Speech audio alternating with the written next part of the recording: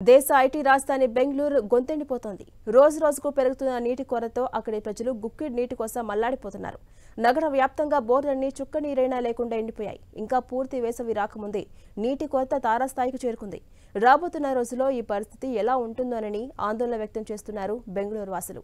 కేవలం బెంగళూరులోనే కాకుండా కర్ణాటక వ్యాప్తంగా నీటి ఎద్దడి ఆందోళనకర స్థాయిలోనే ఉంది. నీటి ఎద్దడిని నివారించేందుకు కర్ణాటక ప్రభుత్వం చర్యలకు ఉపక్రమించింది. పరిస్థితి పూర్తిగా చేయి దాటక ముందే నగరంలో నీటి వాడకంపై రాష్ట్ర జల బోర్డు కఠినమైన ఆంక్షలు విధించింది. కార్లు కడిగేందుకు, మొక్కలకు, మెయింటెనెన్స్, నిర్మాణ పనులకు తాగునీటి వాడకాన్ని పూర్తిగా నిషేధిస్తున్నట్టుగా ప్రకటించింది. ఉల్లంఘిస్తే 5,000 రూపాయల జరిమానా తప్పదని హెచ్చరించింది. గత సీజన్లో వర్షాభావమే ఈ దుస్థితికి కారణమన్న ప్రభుత్వ ప్రకటనపై జనం మండిపడుతున్నారు. ఇంతటి సమస్య తప్పదని ముందే తెలిసినా కూడా ప్రత్యామ్నాయ ఏర్పాట్లు ఏవీ చేయలేదంటూ విమర్శలు చేస్తున్నారు.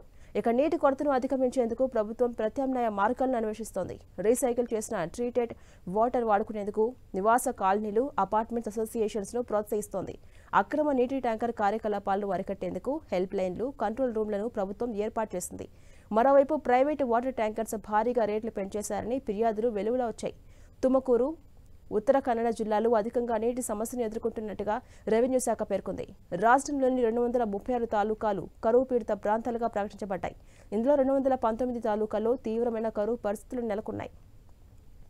ఇక గత ఏడాది తక్కువ వర్షపాతం నమోదు కావడం వల్లే ఈ సమస్య ఎదురైందని ప్రభుత్వం చెబుతోంది. తక్కువ వర్షాలకు ఎల్నినో ప్రభావమే కారణమని వాతావరణ శాఖ పేర్కొంది. రాష్ట్రంలో ఎక్కడ చూసినా భూగర్భ జలాలు అడుగంటాయి. కావేరీ బేసిన్లోని రిజర్వాయర్లన్నీ దాదాపుగా వట్టిపోయాయి. కర్ణాటకలోని 16 పెద్ద రిజర్వాయర్లలో 2023లో ఇదే సగానికి నీటి ఉన్నటువంటి మట్టం ఈసారి 29% పడిపోయింది. భూగర్భ జలాలను విచ్చలవిడిగా తోడేయడం వల్లనే నీటి సమస్య ఏర్పడిందని భావిస్తున్నారు.